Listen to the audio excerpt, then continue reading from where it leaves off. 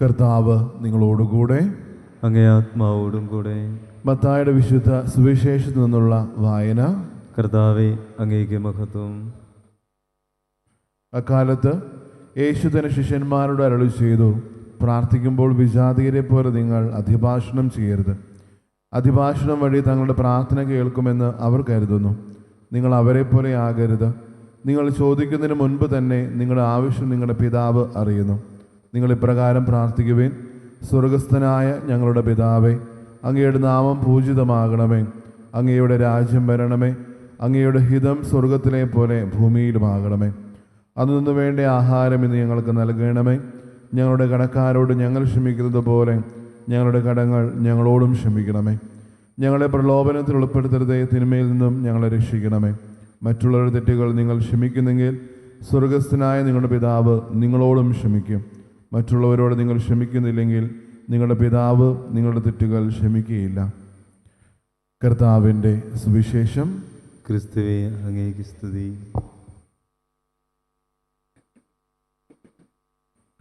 ഈശോലോത്തിൻ്റെ സ്നേഹം നിറഞ്ഞ സോമേശ, ജെഫിനച്ച, പ്രിയപ്പെട്ട മാതാപിതാക്കളെ, സഹോദരി സഹോദരങ്ങളെ, ഒരുപക്ഷെ നമ്മുടെ ജീവിതത്തിന് ഏറ്റവും ഒഴിച്ചുകൂടാത്തൊരു ഘടകമാണ് പ്രാർത്ഥന. ഒരുപക്ഷെ നമ്മൾ മറ്റുള്ളവരോട് പ്രാർത്ഥനാ സഹായങ്ങൾ ചോദിക്കുമ്പോഴും അല്ലെങ്കിൽ നമ്മൾ ഓരോ നിമിഷവും പ്രാർത്ഥനയിലായിരിക്കുമ്പോഴും ഏറ്റവും കൂടുതൽ ഓർക്കേണ്ട ഒരു കാര്യം ദൈവമായിട്ടുള്ളൊരു ബന്ധമാണ്. വിശുദ്ധ ഫ്രാൻസിസ് സാലസ് പ്രാർത്ഥനയെപ്പറ്റി പറയുന്നതാണ് ഹൃദയത്തോട് സംസാരിക്കുന്ന ഏറ്റവും വലിയ സംസാര രീതി. ഒരുപക്ഷെ നമ്മളും പ്രാർത്ഥിക്കുമ്പോഴും പല അവസരങ്ങളിലും പല രീതികളിലും നമ്മൾ പല കാര്യങ്ങളും ദൈവത്തിലേക്ക് ഉയർത്തുമ്പോഴും അല്ലെങ്കിൽ പ്രാർത്ഥനയോടുകൂടി ആയിരിക്കുന്ന ഓരോ നിമിഷവും നമ്മൾ ഏറ്റവും കൂടുതൽ ഓർക്കേണ്ട ഒരു കാര്യം അതാണ്: ഞാൻ നന്നായിട്ട് എൻ്റെ ദൈവത്തോട് സംസാരിക്കുന്നുണ്ടോ? അല്ലെങ്കിൽ ആ ഒരു ആത്മീയ ബന്ധം എത്രത്തോളം ആഴത്തിലാണെന്നുള്ള കാര്യം നമ്മൾ ഓരോരുത്തരും മനസ്സിലാക്കേണ്ടതുണ്ട്. കാരണം ഒരുപക്ഷെ നമ്മുടെ ജീവിതത്തിൽ എപ്പോഴും നമ്മൾ ഈ ഒരു കാര്യം ആവർത്തിക്കുമ്പോൾ എത്രത്തോളം നമ്മൾ ആത്മീയമായിട്ട് അതിൽ ആഴപ്പെട്ടു എന്നുള്ള കാര്യം എപ്പോഴും നമ്മൾ ഓർക്കേണ്ടതുണ്ട്. ഒരുപക്ഷെ ഒരു തിരുവചന ഭാഗം നമ്മുടെ മുമ്പിലേക്ക് വെക്കുമ്പോൾ നമ്മളിലുള്ള പലവർക്കുമുള്ളൊരു കാര്യമാണ് എങ്ങനെ പ്രാർത്ഥിക്കണം എന്നുള്ളൊരു കാര്യം. പലപ്പോഴും പല അവസരങ്ങളിലും പല ആത്മീയ നേതാക്കന്മാരോടും പിതാക്കന്മാരോടും നമ്മളൊരു കാര്യം ആരായുമ്പോൾ പല കാര്യങ്ങളും പറഞ്ഞു തരുമ്പോൾ ആ ഒരു കാലഘട്ടത്തിൽ ശിഷ്യന്മാരും ഇതുപോലെ വെറുതെരിച്ച് നിന്ന് കഴിഞ്ഞപ്പോൾ ഇതേ ചോദ്യം ചോദിച്ചു കഴിഞ്ഞപ്പോൾ അവരോട് പറഞ്ഞു കൊടുത്തതാണ്: നിങ്ങൾ ഇങ്ങനെ പ്രാർത്ഥിക്കുവിൻ. ഒരുപക്ഷെ ആ ഒരു മനോഭാവവും ആ ഒരു ക്ഷണവും നമ്മൾ സ്വീകരിച്ചുകൊണ്ട് എത്രത്തോളം ഈ ഒരു പ്രാർത്ഥനയെ മനസ്സിലാക്കി നമ്മൾ ഹൃദയത്തിലേക്ക് ചേർത്ത് വെക്കുകയും അതേ മനോഭാവത്തോടു കൂടി സ്വർഗസ്ഥനായ പിതാവിനോട് അതേ പ്രാർത്ഥന നമ്മൾ ആവർത്തിക്കുന്നുള്ള കാര്യം നമ്മൾ ഓരോരുത്തരും ഓർക്കേണ്ടതുണ്ട്. കാരണം പലപ്പോഴും നമ്മൾ പ്രാർത്ഥിക്കുമ്പോൾ പ്രാർത്ഥിക്കാതെ വരുന്ന നിമിഷങ്ങൾ നമ്മുടെ ജീവിതത്തിലുണ്ട്. ഓരോ നിമിഷവും നമ്മൾ ഓർക്കേണ്ട ഒരു കാര്യം ബോധത്തോടു കൂടി ഓരോ നിമിഷവുമായിരിക്കാം. പ്രാർത്ഥിക്കുമ്പോൾ പ്രാർത്ഥിക്കാനായിട്ട് നമ്മൾ ഓരോരുത്തരുടെ ഹൃദയങ്ങൾ നമ്മൾ ഒരുക്കണം.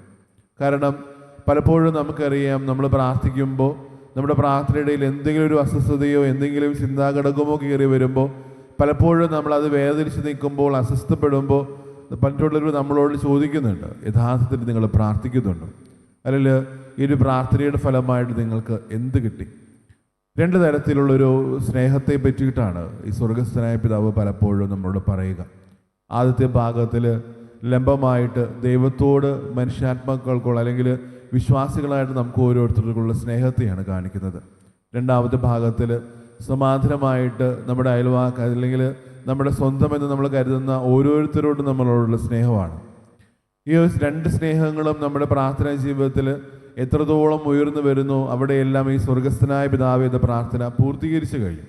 കാരണം നമുക്കറിയാം, ഓരോ നിമിഷവും നമ്മൾ വിളിക്കുന്നത് സ്വർഗസ്ഥനായ ഞങ്ങളുടെ പിതാവേതാണ്. ആ ഒരു ആത്മീയ ഫലത്തിൽ തന്നെ പലപ്പോഴും നമുക്കറിയാം, ഒരേ അപ്പൻ്റെ മക്കളായിട്ട് നമ്മൾ ഓരോരുത്തരും നിലനിന്നുകൊണ്ട് പലപ്പോഴും നമ്മൾ ഈ പ്രാർത്ഥന ആയരായുമ്പോൾ ആ പ്രാർത്ഥനയ്ക്കപ്പുറം നമ്മൾക്ക് അതേ മനോഭാവമില്ലെങ്കിൽ ഈ പ്രാർത്ഥന വിസ്മലമായിട്ട് ഓരോ നിമിഷവും പോകുന്നുണ്ട്. ഞങ്ങളുടെ പിതാവ് എന്ന് വിളിക്കുമ്പോൾ നമുക്കറിയാം, നമ്മൾ ഓരോരുത്തരും ഒരു അപ്പന് പിറന്ന മക്കളാണെന്ന രീതിയിൽ നമ്മൾ ആയിരിക്കുമ്പോൾ ആ ഒരു ആത്മീയ ബന്ധത്തിൻ്റെ അപ്പുറത്തോട്ട് അല്ലെങ്കിൽ ആ ഒരു രക്തബന്ധത്തിൻ്റെ ബലത്തിൽ നമ്മൾ ഓരോരുത്തരും നിലനിൽക്കുന്നു എന്നുള്ള കാര്യം ഓരോ നിമിഷവും ഓർക്കേണ്ടതുണ്ട്.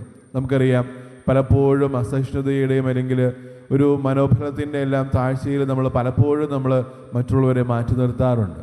അവിടെയെല്ലാം ഈ ഒരു പ്രാർത്ഥന നമ്മൾ ആവർത്തിക്കുമ്പോൾ ഞങ്ങളുടെ പിതാവ് എന്ന് നമ്മൾ ഓരോരുത്തരും പറയുമ്പോൾ എത്രത്തോളം ആ ഒരു ആത്മീയ ബലത്തിലും അല്ലെങ്കിൽ ആ ഒരു രക്തനിബന്ധത്തിൽ നമ്മൾ നിലനിന്നുകൊണ്ട് നമ്മൾ ആ പിതാവേ എന്നുള്ള അഭിസംബോധന നമ്മൾ ചെയ്യുന്നു എന്നുള്ള കാര്യം ഓരോ നിമിഷവും ഓർക്കേണ്ടതുണ്ട്. ആദ്യത്തെ ആ ഒരു സ്നേഹബന്ധത്തിലേക്ക് കടന്നു വരികയാണ്.